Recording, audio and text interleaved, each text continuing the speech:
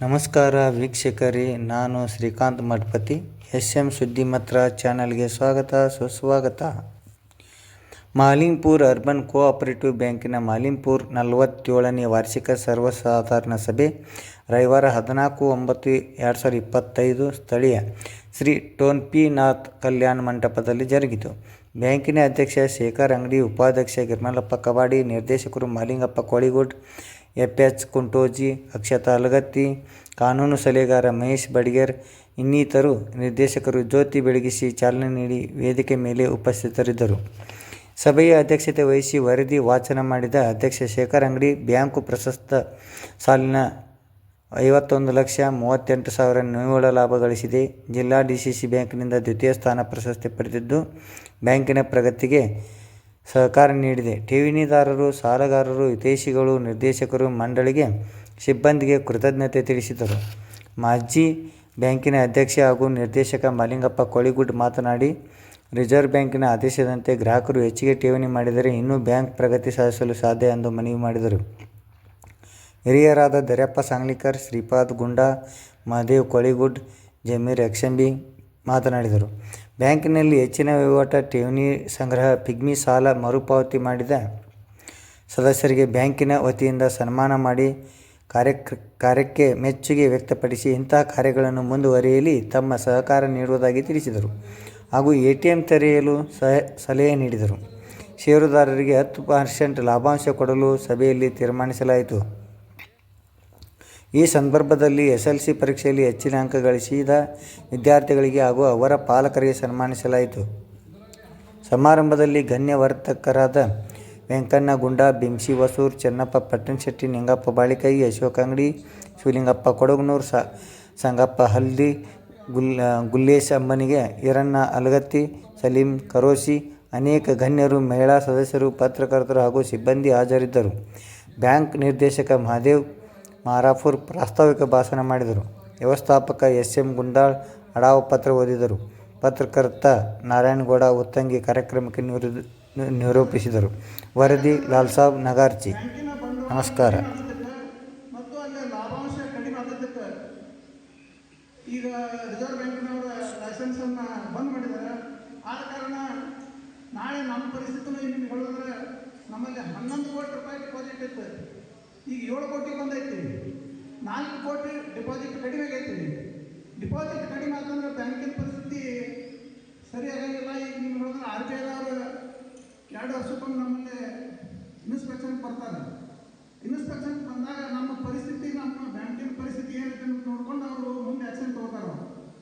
ಆದ ಕಾರಣ ಮಲ್ಲಿಂಗೇಶ್ವರನ ಕೃಪೆಯೇ ಮುಖ್ಯ ಕಾರಣ ಎಂದರೆ ತಪ್ಪಾಗಲಾರದು. ಕಳೆದ 2 ವರ್ಷಗಳ ಹಿಂದೆ ಆಯ್ಕೆಯಾದ ನಮ್ಮ ನೂತನ ಆಡಳಿತ ಮಂಡಳಿ ಸಹ ಬ್ಯಾಂಕಿನ ಅಭಿವೃದ್ಧಿಗೆ ಸದಾ ಶ್ರಮಿಸುತ್ತಿದೆ. ನಮ್ಮ ಶ್ರಮಕ್ಕೆ ಬ್ಯಾಂಕಿನ ಸಿಬ್ಬಂದಿ ಸಹ ದಕ್ಷ ಮತ್ತು ಪ್ರಾಮಾಣಿಕ ಸೇವೆ ನೀಡುತ್ತಿರುವ ಕಾರಣ 24-25ನೇ ಸಾಲಿನಲ್ಲಿ ನಮ್ಮ ಮಾಲಿಂಗ್ಪುರ್ ಅರ್ಬನ್ ಬ್ಯಾಂಕ್ 51,38,000 ನಿವ್ವಳ ಲಾಭ ಗಳಿಸಿದೆ ಎಂದು ತಿಳಿಸುವುದು ನನಗೆ ಅತೀವ ಹೆಮ್ಮೆ ಎನಿಸುತ್ತದೆ. 1905ರಲ್ಲಿ ಗದಗ ಜಿಲ್ಲೆ ಕಣಿಗಿನ ಆಳದಲ್ಲಿ ಈ ಬ್ಯಾಂಕಿನ ಅಭಿವೃದ್ಧಿಗೆ ನಾವು ಯಾವ ರೀತಿ ಕಾರಣಾಗಬೇಕು ಅನ್ನುವಂಥದ್ದನ್ನು ಈ ಕೆಲವು ಜನರು ನೀವು ಸನ್ಮಾನ ಮಾಡಿದ್ರು. ಅವ್ರು ಬ್ಯಾಂಕ್ನಾಗ GD ಹುಬ್ಬಳ್ಳಿ ಅವರು, ಚಮಕೇರಿ ಅವರು, ಸುರೇಶ್ ಕಲಾಲ್ ಅವರು ಡಿಪಾಸಿಟ್ ಮಾಡಿದವರಾಗಿರ್ಬೋದು, ವಹಿವಾಟು ಮಾಡಿದವರಾಗಿರ್ಬೋದು, ಪಿಕ್ನಿಕ್ ತುಂಬಿದವರಾಗಿರ್ಬೋದು, ಇಂಥ ಮಾದರಿ ಕೆಲಸಗಳನ್ನು ಮಾಡೋಕ್ಕೆ ನಾವೆಲ್ಲರೂ ಅದಕ್ಕೆ ಕೈ ಜೋಡಿಸುವಂಥದ್ದಾಗಲಿ. ಅದನ್ನು ಎಲ್ಲರೂ ನಾವು ಮಾಡಿದಾಗ ಇದು ಮತ್ತೆ ನಾವು ಮುಂದಿನ ಅಭಿವೃದ್ಧಿಯನ್ನು ಮಾಡೋಕ್ಕೆ ಸಾಧ್ಯ ಐತಿ. ಮತ್ತು ಹಿಂದಿನ ಕೆಲವೊಂದು ಅವಧಿಯಲ್ಲಿ ಈ ನೌಕರರ ಕ್ಷೇಮ ಸಾಮಾಜಿಕ ಕಲ್ಯಾಣ ನಿಧಿ 5%, 1,19,059 ರೂಪಾಯಿ. ಲಾಭಾಂಶ 10%, 5,53,000 ರೂಪಾಯಿ. ಸಿಬ್ಬಂದಿ ಕ್ಷೇಮ ನಿಧಿ 5%, 1,19,059 ರೂಪಾಯಿ. ಶೈಕ್ಷಣಿಕ ಅಧ್ಯಯನ ನಿಧಿ 10%, 2,32,118 ರೂಪಾಯಿ. ಕರ್ನಾಟಕ ರಾಜ್ಯ ಪಟ್ಟಣ ಸಹಕಾರ ನಿವ್ವಳ ಲಾಭ 2024-25 51,32,151 ರೂಪಾಯಿ 70%. ಇನ್ನು ಆದಾಯ ಬಡ್ಡಿ ಬಂದದ್ದು 1,99,87,882 ವಿನಿಮಯ ಬ್ಯಾಂಕ್ ಕಮಿಷನ್ 1,70,000ದಿಂದ 2,16 ಇತರ ಉತ್ಪನ್ನಗಳು 2,97,112 ಮಾಡಬೇಕು ಅಂತ ಹೇಳಿ ತಮ್ಮಲ್ಲಿ ಪ್ರಾರ್ಥನೆ. ನಾವು ಇದರ ಬದಲ ಈ ಹೊಸ ಸಭೆಗೆ ತಮ್ಮೆಲ್ಲರಿಗೂ ಮತ್ತೊಮ್ಮೆ ಆಡಳಿತ ಮಂಡಳಿ ಪರವಾಗಿ ತುಂಬ ಹೃದಯದ ಸ್ವಾಗತ ಬಯಸುತ್ತಾ, ಕಳೆದ ಹಣಕಾಸು ವರ್ಷ ಅಂದರೆ 2020-24ನೇ ರಂತರ ನಮ್ಮ ಬ್ಯಾಂಕಿನ ಕಾರ್ಯನಿರ್ವಹಣೆಯು ವರದಿಯನ್ನು ಪ್ರಸ್ತುತಪಡಿಸಲು ಸಂತೋಷಪಡುತ್ತೇನೆ. ಪ್ರಸ್ತುತ 2024-25ನೇ ಆರ್ಥಿಕ ವರ್ಷದಲ್ಲಿ ರು 66.38 ಲಕ್ಷ ಲಾಭ ಗಳಿಸಿದೆ.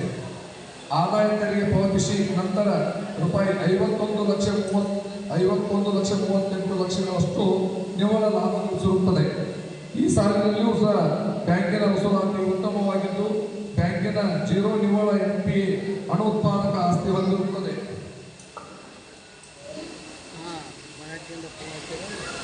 2024-25ರಲ್ಲಿ ನಮ್ಮ ಬ್ಯಾಂಕಿನ ಕಾರ್ಯಕ್ಷಮತೆ